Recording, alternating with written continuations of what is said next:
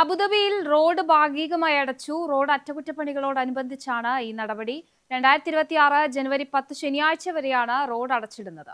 അബുദാബിയിലെ Al Dhafra മേഖലയിലെ അൽ മിർഫയ്ക്ക് സമീപമുള്ള Sheikh Khalifa bin Zayed international റോഡിൽ ഭാഗികമായി ഗതാഗത നിയന്ത്രണം ഏർപ്പെടുത്തി.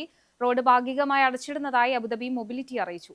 റോഡ് അറ്റകുറ്റപ്പണികളോട് അനുബന്ധിച്ചാണ് ഈ നടപടി. ഡിസംബർ 21 ഞായറാഴ്ച മുതൽ 2026 ജനുവരി 10 ശനിയാഴ്ച വരെയാണ് റോഡ് അടച്ചിടുക. ഈ ദിവസങ്ങളിൽ അർദ്ധരാത്രി 12 മുതൽ പുലർച്ചെ 5 വരെയായിരിക്കും റോഡുകളിൽ നവീകരണ പ്രവർത്തികൾ നടക്കുക.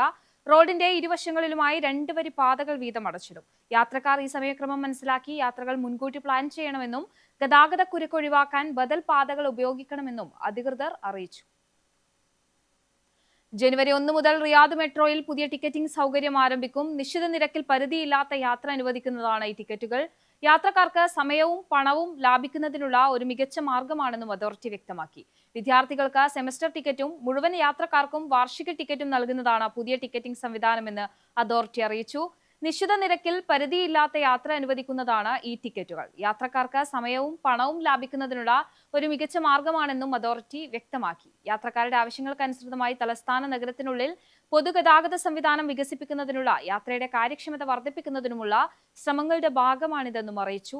സെമസ്റ്റർ കാലയളവിലുടനീളം നിരക്കിളവോടെ മെട്രോയിൽ എല്ലായ്പ്പോഴും സഞ്ചരിക്കാൻ അനുവദിക്കുന്നതാണ് വിദ്യാർത്ഥികളുടെ സെമസ്റ്റർ ടിക്കറ്റ്. വർഷം മുഴുവൻ നിരക്കിളവിൽ ഇഷ്ടമുള്ള സമയങ്ങളിലെല്ലാം യാത്ര നടത്താൻ അനുവദിക്കുന്നതാണ് ആനുവൽ ടിക്കറ്റ്. ഇതെല്ലാ വിഭാഗം ആളുകൾക്കും ലഭ്യമാക്കും.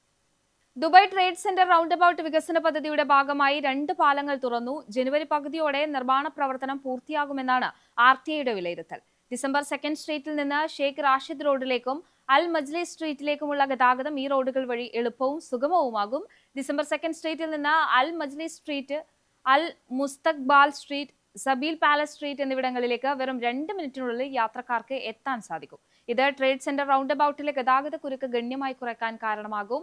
ഓരോ പാലവും ഇരുവശത്തിലേക്കും 2 വരി പാതകൾ നൽകുന്നുണ്ട്. 2000 മീറ്റർ നീളമുള്ളതിനാൽ മണിക്കൂറിൽ ഏകദേശം 6000 വാഹനങ്ങൾക്ക് കടന്നു പോകാനുള്ള ശേഷിയുമുണ്ട്.